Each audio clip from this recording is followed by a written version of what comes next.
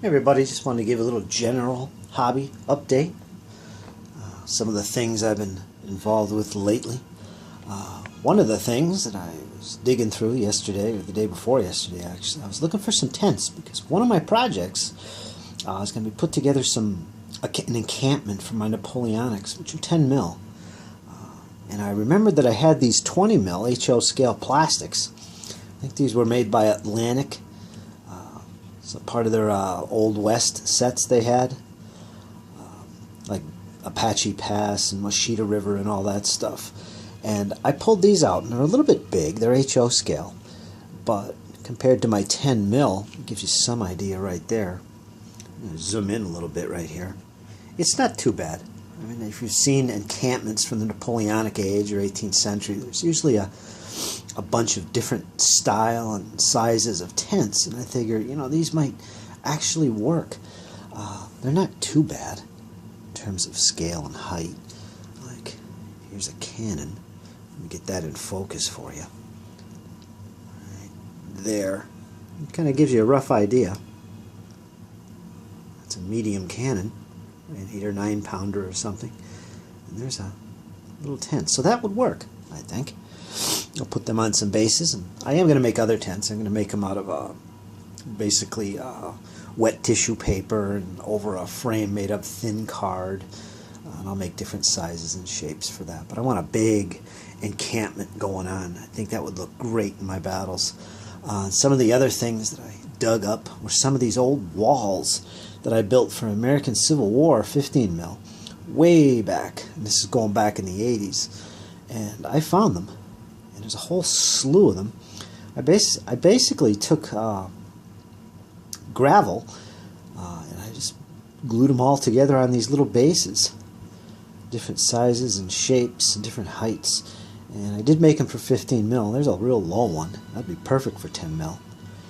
But I think all these can be used for 10 mil. I don't know if I can get a better view here. Let me bring up a can.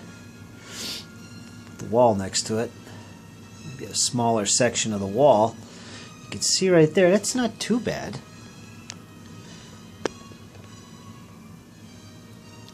It's about as low as I can get. That's not too bad. That actually fits pretty perfect. I don't know how far I could zoom in here. There.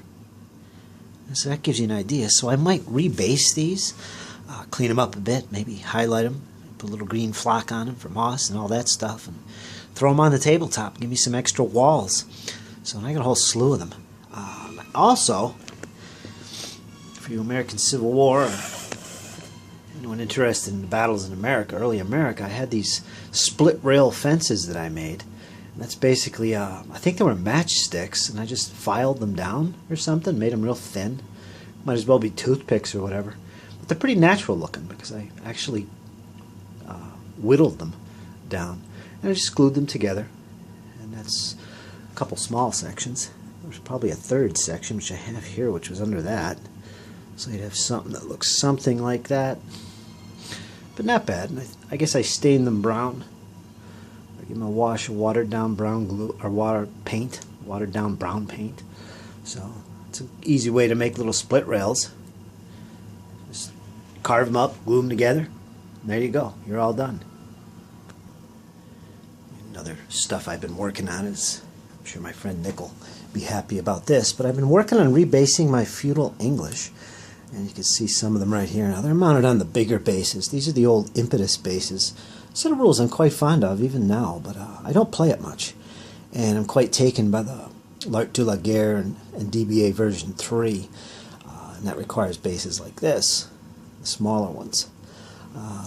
These used to be mounted like these guys, but I based them for impetus.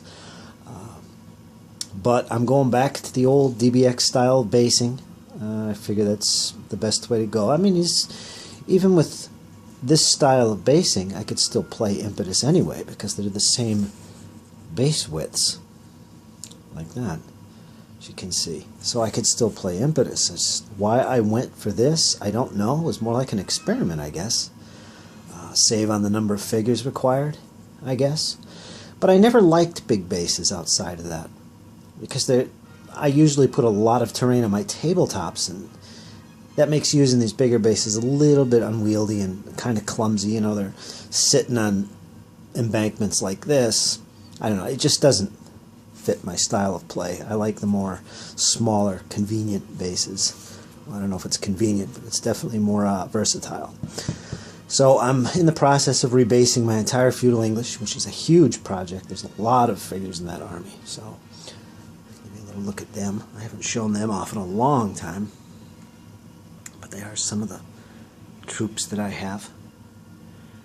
Got some Welsh longbowmen there, some various knights, spearmen, all that other good stuff. So that's another thing I've been working on. Another little project I've been working on as well. I've been playing a lot of Black Powder. I just finished up a big battle. I had good fun. It was pretty brutal. Just a short little solo game. And now I'm back to General de Brigade again, and I've got another little confrontation going on here, much like last week. I got the Russians and the French coming at each other. A lot of musketry fire going on, as you can see. Got the little dice pods out showing casualties. French are taking some heavy casualties, as you can see. That unit up there lost a stand of troops already. Yeah, the Russians are doing their best against these French right now. So I got that going on.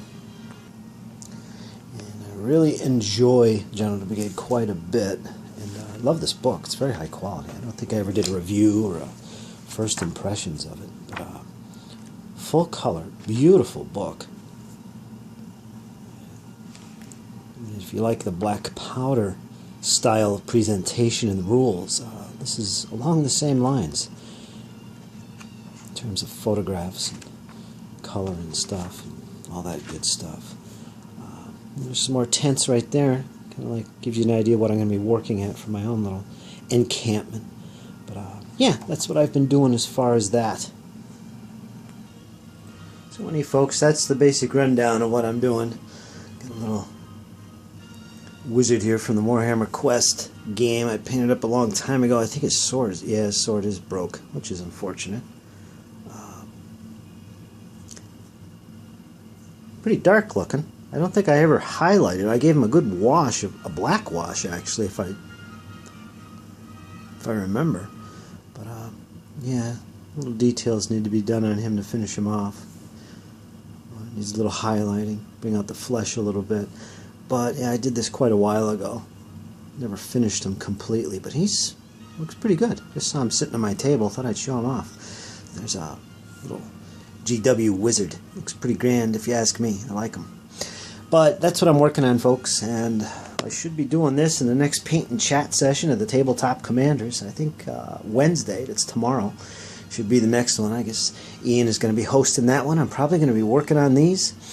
My walls here and some of my tents. I really want to get that encampment going. So that's what I've been doing pretty much the past week or two. I've been playing a lot of games, getting into my Napoleonics on the side. I'm rebasing my Feudal English. And now I'm working on my tent, and I guess I'm going to be working on some more walls for terrain, again for my games. Should have a General de Brigade bat rep, perhaps a live play as well. We'll see about that, but there'll definitely be a bat rep coming up pretty soon. Pretty excited about that. And yes, I'm still working on my Russian cuirassier and musketeer units. They're not finished yet, but they will be shortly. Okay, folks, just a little update for you guys, show you what I've been doing and some of the things I've been painting or planning or playing. That's what's going on, folks. I'll talk to you guys later. Take care.